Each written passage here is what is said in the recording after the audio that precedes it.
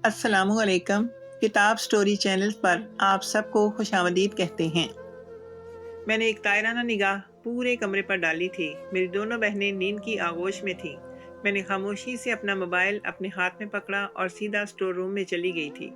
वहाँ पर बिल्कुल अंधेरा हो रहा था। रात का दूसरा पहर चल रहा था। ऐसे वक्त में मैं अकेली पूरे घर में भटकती हुई रूह की मानद लग रही थी। मैं सीधा स्टोर रूम में आकर खामोशी से बैठ गई थी। पूरा स्टोर रूम मिट्टी से अटा हुआ था। मुझे डर भी लग रहा था कि अगर मुझे ऐसी नाजेबा वीडियो देखते हुए किसी ने पकड़ लिया तो मेरी ज़िंदगी तबाह हो जाएगी। मेरी अम्मा मुझे बिल्कुल भी माफ़ नहीं करेंगी और अब्बा तो किसी सूरत नहीं छोड़ेंगे। वैसे ही वो बहुत ज़्यादा दीनदार शख्स थे। मुझे इतना यकीन था कि मेरी शादी भी करवा दी जाएगी, मगर मैं क्या करती। ये गलत लत मुझे लग गई थी और नशे की तरह मेरे जिस्म में सरायत कर गई थी। सारा दिन मुझे इसी पहर का इंतज़ार रहता था कि कब मुझे मौका मिले और मैं छुप कर ये नाजेबा वीडियो देखूं। मगर इस दौरान मुझे खौफ भी बहुत सताता था कि कोई मेरी ये हरकत पकड़ ना ले। मैं अपनी जवानी से तो बहुत ही मजबूर हो गई थी, लेकिन मैं अभी शादी जैसे झमेले में पड़ना नहीं चाहती थी। मुझे अभी बहुत ज़िंदगी जीनी थी। मैं जानती थी कि मेरी शादी जिससे भी होगी वो अब्बा की पसंद का होगा। न जाने क्यों वो मेरे साथ किस तरह का रवैया रखेगा। इसीलिए अपनी आग ऐसी वीडियो देखकर ही बुझा लेती थी। मैंने खामोशी से मोबाइल ऑन किया और वो वीडियो लगाकर बैठ गई थी। मेरे दिल में अजीब अजीब से ख्यालात आ रहे थे। मेरे जज्बात बिल्कुल बेकाबू हो गए थे। मेरा बस अब दिल चाह रहा था कि कोई मेरे करीब आ जाए और मेरे अंदर लगी इस आग को बुझा दे। मेरी सांसें बहुत तेज़ हो गई थीं। मुझे डर भी था कि कहीं किसी ने मेरी आवाज़ सुन ना ली हो तो लेने के देने पड़ जाएंगे। लेकिन मेरी हालत ऐसी थी कि अगर आज मैं किसी मर्द के करीब नहीं गई तो मैं ख़त्म हो जाऊंगी। काफ़ी देर तक मैं खुद को काबू करती रही, लेकिन मेरी अब बस होने लगी थी। मैं सीधा अपने भाइयों वाले कमरे में आ गई। वो सब नींद की आगोश में थे। मेरा दिल किया कि मैं अपने छोटे भाई के बिस्तर में घुस जाऊं, लेकिन अगर किसी को पता चल जाता तो मेरी मौत यकीनी थी। मुझे मालूम था इस गलती की माफ़ी मुझे बिल्कुल भी नहीं मिलती, और इस पहर आकर मुझे मेरे भाइयों के कमरे में कोई देख लेता तो ये बात लाजिम थी कि अगली सुबह मेरी गर्दन हमारे दरवाजे पर लटकी हुई होती। मैं फ़ौरन ही वहाँ से पलट गई थी और बरामदे में आकर ठंडी ठंडी हवा महसूस करने लगी थी। मुझे लगा था कि ताज़ा हवा खा कर मुझे थोड़ी राहत मिलेगी, लेकिन यहाँ आने के बाद तो मज़ीद बेचैनी होने लगी थी। मेरा हाथ बेसाख्ता मेरे वजूद पर बेबाक अंदाज में घूम रहा था। बस मैं चाहती थी कि कोई मुझे अपने हाथों से छुए, मुझे महसूस करवाए कि मैं कितनी कीमती हूँ, मेरे अंदर लगी हुई इस आग को बुझा दे। लेकिन ऐसा कोई भी मेरे पास मौजूद नहीं था। मैं 20 साल की मैं 20 साल की थी, लेकिन इस वक्त मेरी हालत एक ऐसी औरत की मानिंद हो रही थी जिसका शौहर कई साल इसके पास रहकर दूसरे मुल्क से तन्हा छोड़कर चला गया हो। बस मुझे किसी मर्द की कुर्बत चाहिए थी और वो मेरे पास मौजूद नहीं थी। अचानक ही मेरी निगाह मेन गेट की तरफ पड़ी थी। वहाँ पर हमारा चौकीदार बैठा हुआ मुझे ही घूर रहा था। शायद वो मेरे जिस्म पर घूमता हुआ हाथ देख चुका था। मेरे दिल में अजीब अजीब ख्यालात आने लगे थे। पहले तो मैंने यही सोचा कि फ़ौरन अंदर चली जाती हूँ, ना जानेंगे मेरे बारे में क्या सोचेगा, और अगर उसने उल्टी सीधी कोई भी शिकायत अब्बा से लगा ली तो मेरी ज़िंदगी ख़राब हो जाएगी। और वैसे भी अब्बा हमारे इस चौकीदार की बहुत बात सुनते थे। यही सोचकर मैं फ़ौरन अंदर जाने लगी थी, लेकिन अचानक ही मेरे कदम जंजीर हुए थे। यकदम ही मुझ पर मालिक वाला घमंड तारी हुआ था। आखिर ये शख्स कौन है? आखिर ये शख्स होता कौन है मेरे खिलाफ बोलने वाला? अगर ये मेरे बाप से शिकायत करेगा तो भी अब्बा यही बोलेंगे ना कि तुम मेरी बेटी को इस नीयत से देख रहे थे। और क्यों देख रहे थे? और मेरे पास जवाब मौजूद था कि मैं तो अपने जिस्म को सहला रही थी, क्योंकि मुझे अजीब सी खारिश महसूस हो रही थी। ये सोचकर मैं बरामदे में मौजूद इस चारपाई पर आकर बैठ गई और इस चौकीदार को ही घूरने लगी थी। इसकी उम्र 55 साल थी, लेकिन इस आदमी ने खुद को इस तरह से बनाया हुआ था कि कोई भी उसे देखता तो ये तय नहीं कर सकता था कि उसकी उम्र 55 साल है या फिर 30 साल। वो पठान था और हमारे यहाँ कई बरसों से काम कर रहा था। अब्बा का काफ़ी वफादार मुलाजिम था और इन्हें इस बात पर यकीन भी बहुत था। मैं काफ़ी देर तक वहीं बैठी इसको घूरती रही थी। نہ جانے میرے دل میں کیا آیا کہ میں اپنی جگہ سے اٹھ کھڑی ہوئی اور قدم بقدم زمین پر چلنے لگی اور چلتے ہوئے اس کے پاس پہنچ گئی۔ میں بالکل اس بات کو فراموش کر گئی تھی کہ اگر مجھے اس بہر اس آدمی کے ساتھ کسی نے دیکھ لیا تو میری زندگی تباہ ہو جائے گی، میرے بابا مجھے جان سے مار دیں گے۔ لیکن میرے اندر آگ لگی ہوئی تھی، اس آگ کو کوئی مرد ہی بجھا سکتا تھا، اور یہ واحد آدمی تھا جو مجھے اس کام کے لیے بالکل مناسب لگا تھا۔ میں جانتی تھی کہ شیر خان اپنے گاؤں سے دور ہمارے یہاں رہتا ہے اور وہ مہینے میں بس ایک بار اپنے گھر جاتا تھا۔ اتنا تو مجھے معلوم تھا کہ پٹھان کے اندر جذبات حد سے زیادہ ہوتے ہیں، اسی لیے وہ ایک سے زیادہ بیویاں رکھ سکتے ہیں تاکہ اپنے وجود کو سکون دے سکیں، اور شیر خان بھی پورے ایک مہینے کے بعد اپنے گھر نہیں گیا تھا، یعنی اس نے ابھی تک عورت کی قربت محسوس نہیں کی تھی، اور اگر یہ قربت میں اس کا محسوس کروا دیتی تو یہ بہت اچھا ہو جاتا۔ یہی سوچ کر میں اچانک ہی اس کی چھاتی پر اپنا ہاتھ رکھا، جبکہ وہ جھلا کر اپنی جگہ سے کھڑا ہو گیا تھا۔ شاید اسے لگ رہا تھا جیسے میں اس کے خواب میں اس کے قریب آئی ہوں، لیکن جیسے ہی اس نے میرے ہاتھ کا لمس محسوس کیا تو وہ کرنٹ کھا کر اپنی جگہ سے کھڑا ہو گیا تھا۔ اس کی آنکھوں میں دیکھتے ہوئے میں بولی، شیر خان، کیا تم مجھے حاصل کرنا چاہتے ہو؟ میرا لہجہ بہت ہی مدہوش کر دینے والا تھا جب وہ گھبراتے ہوئے بولا، بی بی جی، رات بہت دیر ہو رہی ہے اور مجھے آپ کی باتیں سمجھ نہیں آ رہی۔ صاحب جی نے اگر دیکھ لیا تو بے وجہ تماشا بن جائے گا۔ آپ اندر چلی جائیں، اس وقت آپ کی طبیعت مجھے کچھ بہتر نہیں لگ رہی۔ جبکہ اچانک ہی میں تمام حد تجاوز کر کے اس کے گلے سے لگ گئی تھی اور اس چیز کو بالکل ہی فراموش کر گئی تھی کہ یہ گناہ ہے۔ وہ شخص میرے لیے اجنبی ہے اور میرا محرم بھی نہیں۔ جو میں کر رہی ہوں وہ زنا ہے، لیکن جس کام پر میں لگ گئی تھی اس کے بعد اگر مجھے کوئی مرد حاصل نہیں ہوتا غلط ہو جانا تھا۔ اور اچانک ہی جب شیر خان نے اپنا ہاتھ نیچے لے جا کر، میرا نام کنول ہے، میں اپنے ماں باپ کی بہت لاڈلی اولاد ہوں، ہمارے گھر میں موبائل فون بیٹیوں کو اچھا بالکل اجازت نہیں دی گئی تھی، لیکن میں ایک واحد تھی جس نے ابا سے ضد کر کے موبائل لیا تھا، اور اس حق میں تو تھے نہیں وہ، لیکن میرے دو آنسو دیکھ وہ فوراً ہی پگھل گئے تھے، اور یہی ان کی سب سے بڑی خطا ہے۔ شروعات کے دنوں میں تو میں موبائل کا بہت اچھا استعمال کرنے لگی تھی۔ میرے ابا بہت دیندار تھے، ان کا اپنا مدرسہ بھی تھا جہاں پر ڈھیروں بچے مفت میں تعلیم حاصل کر رہے تھے۔ اس کے علاوہ ابا کا ایک بہت وسیع کاروبار تھا جو بہت بڑے پیمانے پر پھیلا ہوا تھا۔ ہم لوگ کھاتے پیتے رئیس لوگ تھے۔ میرے بھائی وغیرہ بھی ابا کے ساتھ ہی ہوتے تھے، اور پورے خاندان میں ہمارے گھر کی بہت عزت ہوتی تھی۔ میرے گھر کی بہت عزت تھی، ہم جس بھی محفل میں جاتے تھے ہمیں ہاتھوں ہاتھ سب لیتے تھے، اور یہ بات تو حقیقت ہے، جس کی جیب میں جتنا پیسہ ہوتا ہے اس کو اتنی ہی عزت دی جاتی ہے، اور یہی حال ہمارا تھا، اور اسی چیز کا فائدہ تھا اور مجھے بے حد مغرور کر رہا تھا۔ اللہ تعالیٰ نے ہم تینوں بہنوں کو بے حد حسین بنایا تھا، اور زیادہ حسن تو ہم سب حجاب کرنے سے آ گیا تھا۔ میں اپنی بہن بھائیوں میں سب سے چھوٹی اور لاڈلی تھی، اسی لیے زیادہ دین کی طرف راغب نہیں تھی۔ ابا بھی مجھے بہت چاہتے تھے، اسی لیے زیادہ ٹوکتے نہیں تھے، بس پیار سے سمجھاتے تھے۔ نیا موبائل آیا تھا، اسی لیے ہر چیز کے بارے میں اتنا معلوم بھی نہیں تھا۔ بھائی وغیرہ سے پوچھتی تھی تو وہ ڈانٹ دیتے تھے اور ہم سے اس بارے میں تذکرہ نہ کیا کرو، ہم اس چیز کے خلاف ہیں۔ میرے دو بھائی تھے اور دونوں ہی بہت اڑیل تھے۔ میری دوست نے مجھے بتایا کہ تم نے کیا فیس بک بنایا ہے، جبکہ اس نئی بلا کا نام سن کر میری آنکھیں چمک اٹھی تھیں۔ پہلے تو میں بس یوٹیوب وغیرہ کے بارے میں ہی جانتی تھی، لیکن فیس بک کا سن کر مجھے بڑی خوشگوار حیرت ہوئی تھی۔ نام بھی بڑا اچھا لگا تھا، اس لیے فوراً ہی اس کے متعلق جانچ پڑتال کی تھی، اور میری دوست نے اس ایپلیکیشن کے بارے میں تفصیل سے آگاہ کیا تھا کہ موبائل میں کس طرح سے یہ بنائی جاتی ہے۔ میں نے کالج سے آتے سب سے پہلے موبائل میں فیس بک کی آئی ڈی بنائی تھی اور کہنے لگی، اور کئی لڑکیوں کو فرینڈ ریکویسٹ بھیج دی تھی۔ جو نام مجھے اچھے لگتے جا رہے تھے ان سب کو میں نے دوستوں کی فرینڈ لسٹ میں ایڈ کر لیا تھا۔ اب میری ان سب سے بات بھی ہونے لگی تھی، کسی سے تو میری اتنی بڑی ہوئی تھی کہ اب کال پر بھی میں ان سے بات کرنے لگی تھی۔ میری امی اکثر ہی مجھے ڈانٹتی رہتی کہ اس طرح سے اجنبیوں سے بات نہ کیا کرو، لیکن میں ان کو ان لڑکوں کی آواز سنا دیتی تھی، اس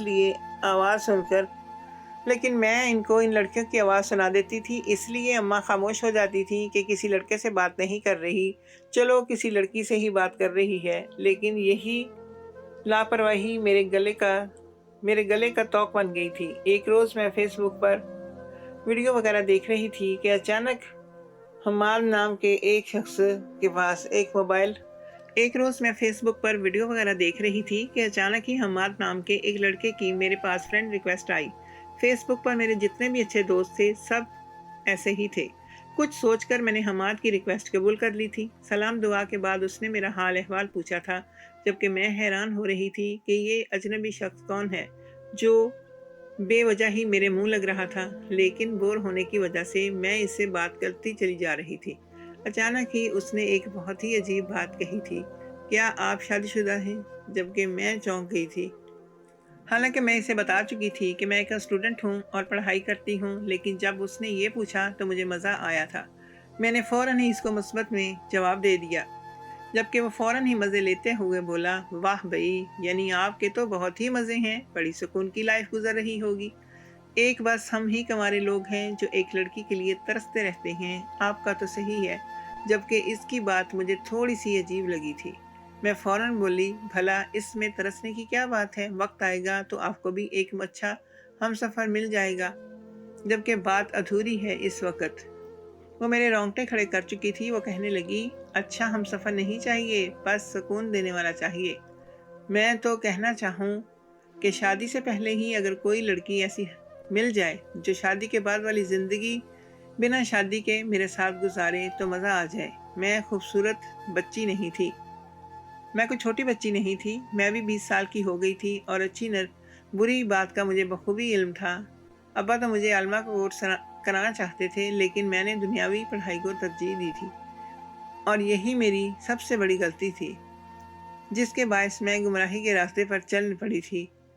मुझे डर खौफ नहीं आ रहा था कि अगर इस बारे में मेरी अम्मी को पता चल गया या मेरे भाइयों को मालूम हो गया कि मैं किसी अजनबी लड़के से बात कर रही हूँ तो क्या होगा। हो सकता था कि मुझसे मोबाइल भी छीन लिया जाए, लेकिन इस वक्त मुझे सिर्फ और सिर्फ उसकी बातों का मतलब जानना था। मैं फ़ौरन ही तड़क के बोली कि अगर तुम किसी भी लड़की के साथ बिना शादी के ताल्लुकात कायम करोगे तो ये तो गुनाह में शुमार होता है और अल्लाह ताला इस चीज़ की बिल्कुल माफ़ी नहीं देते, बल्कि सख्त से सख्त सज़ा देते हैं। जबकि वो मेरी बात सुनकर कहकहा लगाकर हंसा था और कहने लगा, अरे आप तो सीरियस ही हो गई भला।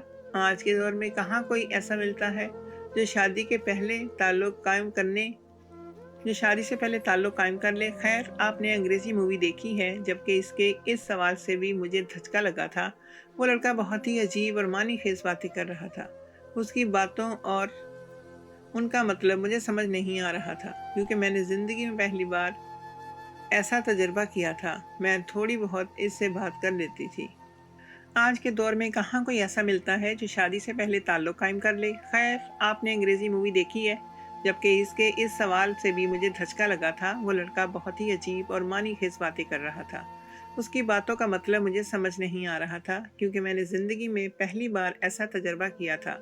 मैंने थोड़ी बहुत इससे बातचीत की और इसे अंग्रेज़ी मूवी का मना करके मोबाइल रख दिया। जबकि मेरे दिल में अजीब सी हलचल मच रही थी। ये कौन था जो मुझसे इस तरह बातें कर रहा था? ये सोच आते ही मेरी सहेली नम आंखों शुरू हो गई थी। मेरी हथेली नम होना शुरू हो गई थी। अगले रोज़ कॉलेज में मैंने अपनी दोस्त रुखसाना को तमाम तफसील बताई थी, जबकि वो मेरी बातों पर कहकहा लगाकर हंसी और कहने लगी, बेटा वो तेरे मज़े ले रहा था और तुझे मालूम ही नहीं हुआ। चल छोड़, ऐसे लड़कों से बातचीत मत करना कि कोई गलत चीज़ में लगाकर इस तरह ही छोड़ देते हैं। जबकि मैंने इसको फ़ौरन टोका था। कहा, क्या मतलब है तुम्हारा गलत चीज़ों से मुराद?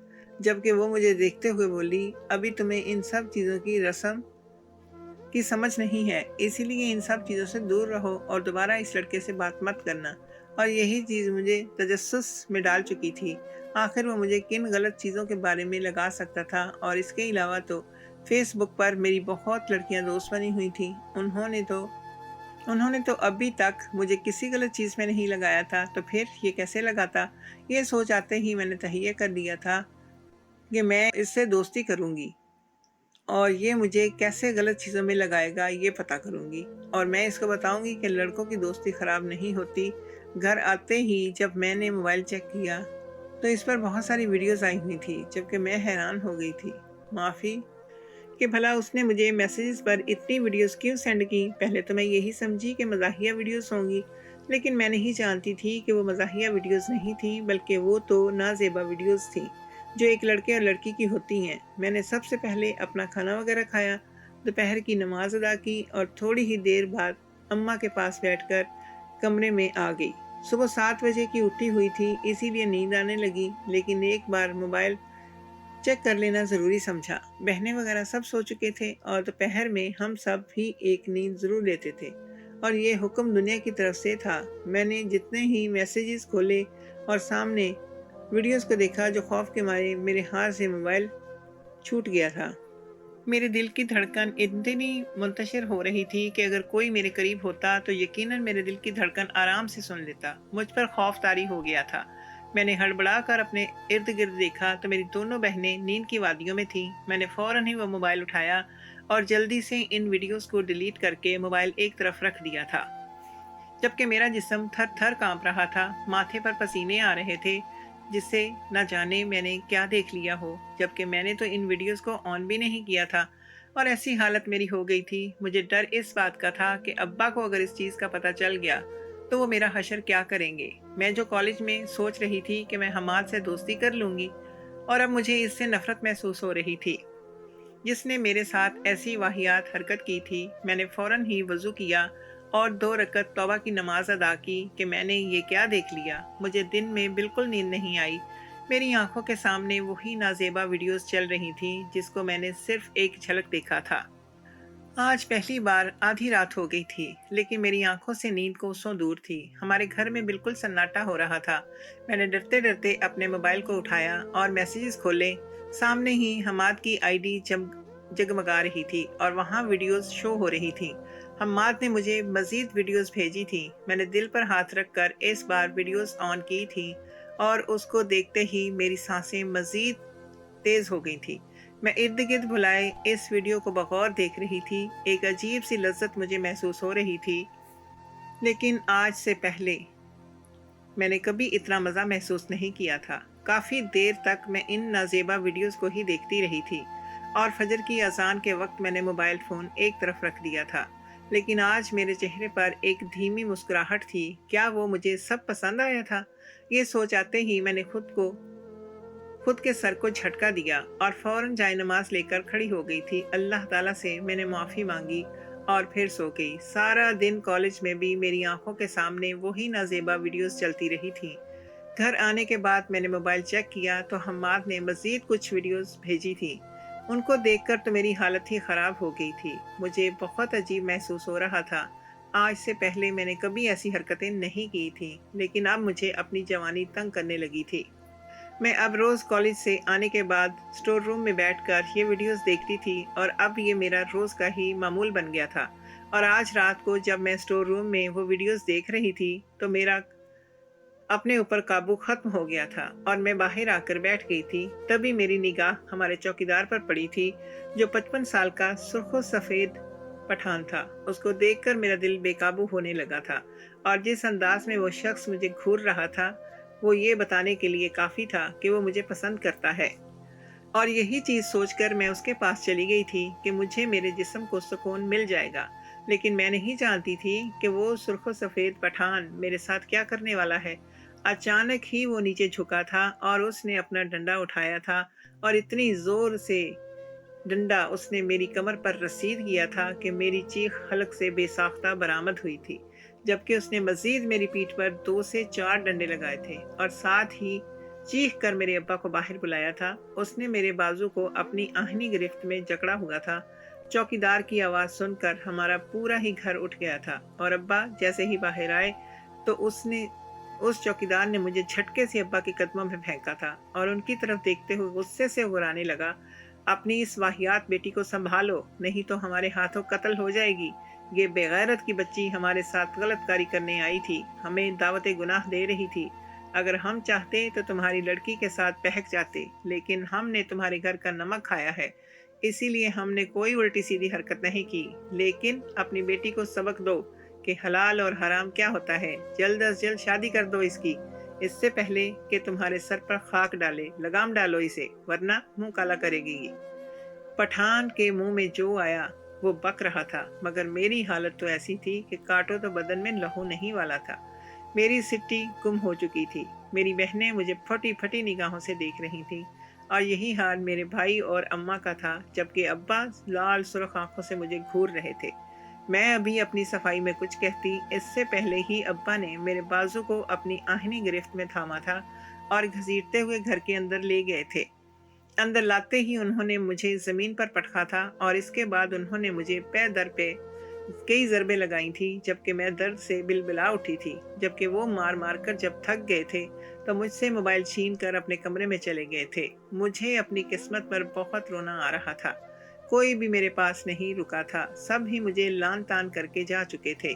कोई मेरे साथ हमदर्दी करता भी क्यों? और मैंने कौन सा अच्छा काम किया था? गलत रास्ते पर गामजन थी। कभी न कभी तो मेरी हकीकत सबके सामने आनी ही थी, और वो हकीकत इस तरह से आई थी कि मुझे अपना वजूद बहुत ही बुरा लग रहा था। मैं तो समझी थी कि वो चौकीदार मेरा फ़ायदा उठाएगा और मेरे अंदर लगी आग को बुझा देगा, लेकिन ऐसा कुछ नहीं हुआ था। बल्कि उसने तो मेरे साथ वो किया था जिसका मैं कभी तसव्वुर भी नहीं कर सकती थी। अम्मा अब्बा ने फ़ौरन ही मेरी शादी मेरे कज़न के साथ तय कर दी थी। उनका कहना था कि हम मज़ीद कोई गुनाह अपने सर नहीं लेना चाहते। मैं समझ गई थी कि बाबा ने मेरा मोबाइल चेक किया है और उनके सामने वही नाजेबा वीडियोज़ आ गई हैं। फिर मैं लाख अम्मी के सामने उनसे माफ़िया मांगती रही और वादा भी किया कि मैं ऐसा कोई काम नहीं करूँगी जिससे ख़ानदान वालों की बदनामी हो। लेकिन अम्मी ने साफ कह दिया था कि तुम जैसी नाहंजार औलाद से बेहतर है कि मैंने औलाद को तुम्हारे अब्बा के सपुर्द किया और तुम्हारे अब्बा तुम्हें इज्जत से इस घर से ब्याह रहे हैं, इसी में खुश रहो। अगर कोई और होता तो तुम्हें मुंह लगाना भी ज़रूरी नहीं समझता। जबकि मैं हम्माद को 100 गालियां देकर चुप होकर रह गई थी। और जब मेरी शादी मेरे शौहर से हुई तब मैंने अल्लाह का शुक्र अदा किया था कि उस रोज़ हमारे चौकीदार ने मेरा भरपूर फ़ायदा नहीं उठाया था, और अगर उस दिन वो मेरा फ़ायदा उठा लेता तो मेरी ज़िंदगी पूरी की पूरी ख़राब हो जाती और पहली रात ही मेरे शौहर मुझे तलाक दे देते थे। मेरी इज्जत बच गई थी, इसमें हाथ इस चौकीदार का था, मगर वो वाक़या मेरी ज़िंदगी का सबसे बुरा था। दिल करता है अपनी ज़िंदगी से वो बुरा वक्त निकाल कर फेंक दूं, मगर कुछ वाक़यात हमारे लिए ताहयात सबक होते हैं जिनसे हमें बहुत कुछ देखना पड़ता है। मैं आज तक अपने बाप से नज़रें नहीं मिला पाती।